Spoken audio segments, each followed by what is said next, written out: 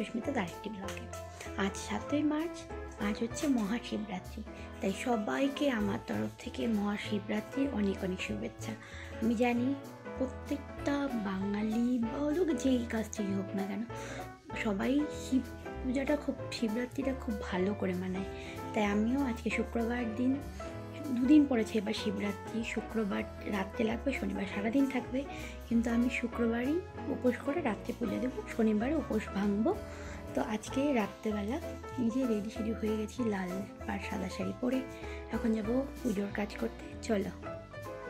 সারাদিন ভিডিও করা হয়নি, ভিডিও করার সময় পাইনি। ভিডিও শুরু করা হলো তখন বাজে রাত 9টা কি 9টার একটু বেশি কম হবে, তখন ভিডিওটা শুরু করলাম। এই যে সারাদিন উপোস থেকে ফল টল খেয়েছি, ফল টল খেয়ে আর উপোস থাকলে না ফল টলও তেমন একটা খেতে ইচ্ছে করে না। আর আলতা ঠালতা পরে যে দেখতেই পাচ্ছ হাতগুলো আমার কেমন, আঙুলগুলো লাল হয়ে গেছে আলতা পরতে গিয়ে, কারণ পুজো মানে একটু আলতা ঠালতা পরতে হবে। চলো এবার মন্দিরে যাওয়া যাক। মন্দিরে গিয়ে একটু সব কিছু সাজিয়ে গুজিয়ে যে দেখতে পাচ্ছ সব রেডি করে রেখেছি। তারপরে একে একে থালার মধ্যে দিয়ে সাজাতে হবে সব এক এক করে। এই সব কিছু পরিষ্কার করে রেখেছি, সব ফুল বেলপাতা ছিঁড়ে ধুয়ে চন্দন দিয়ে। এবার থালার মধ্যে একে একে কলাই ডাল, ছোলার ডাল, পঞ্চশস্য, তারপরে হচ্ছে আকন্দ ফুলের মালা, এমনি ফুল, আকন্দ ফুল, বেলপাতা, ভাউটি ফুল, ভাং পাতা, ঘি, মধু, তেল, দই, দুধ, গঙ্গা জল এসব রেডি করে ফেলেছি।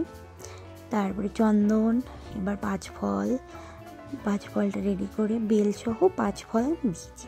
রেডি করার পর তারপরে একটু, কারণ তখনও টাইম হয়নি, আমি দেখেছি মোবাইলে আর কি, দেখেছি যে আর কি রাত 12টার পরে শুভ টাইম আসবে জল ঢালার। তার জন্য তার আগে একটু আমি ভাগবত পাঠ করে নিলাম। ভাগবত পাঠটা পুরোটা ভিডিও করা হয়নি, কারণ ওটা অনেক বড়। আমি প্রায় পড়ি মাঝে মাঝে, শুধু শ্লোক 1-2টা পড়ি ব্যাস।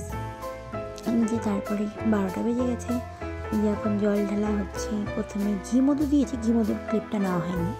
তারপরে দই থেকে ক্লিপ নেওয়া শুরু হলো। পরপর সব দিয়ে পুজো করে, ফল দিয়ে ফুল দিয়ে পুজো করে প্রণাম করে তারপরে ঠাকুর কাছে ভালো মতো প্রার্থনা করছি, ঠাকুর সবাইকে ভালো রেখো, সব কিছু লিখে রেখো, সব বিপদ আপদ থেকে আমাদের একটু দূরে রেখো। তবে এখানে আরতি করার সময় প্রদীপটা দেখলাম নেবে যাচ্ছিলো, তো প্রদীপটা একটু বাড়িয়ে দিলাম, জ্বলে গেল। এই যে রাত্রেবেলা ওইভাবেই শেষ। রাত্রেবেলা খাওয়া দাওয়া বলতে সাবু কলা খেয়ে এবার পরের দিন সকাল থেকে আর ভিডিওটা যে সকালে রেডি হয়ে গেছি। এবার চলছি মন্দিরে। বাড়ির আগে পুজোটা সেরে নিয়ে তারপরেই মন্দিরে গেছি।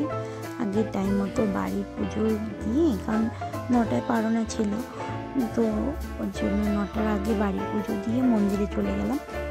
মন্দিরে গিয়ে দেখি ভালোই ভিড় আছে। কালকে রাত্রে সবাই বলছিল কালকে রাত্রে আরও বেশি ভিড় ছিল, তবে আমরা যখন যাই তখন একটু হালকাই ভিড় ছিল, তবে ছিল ভিড়। একটু ভিড় থাকার জন্য মন্দিরে পুজোর ক্লিপটা তেমন নেওয়া যায়নি, তাই পরে একটুখানি ক্লিপ নেওয়া হয়েছে। আর আমার ভিডিও ভালো থাকলে সবাই কমেন্টে হর হর মহাদেব বলো, আর আমার ভিডিওটিকে লাইক করে দিও। বাবা, টাটা।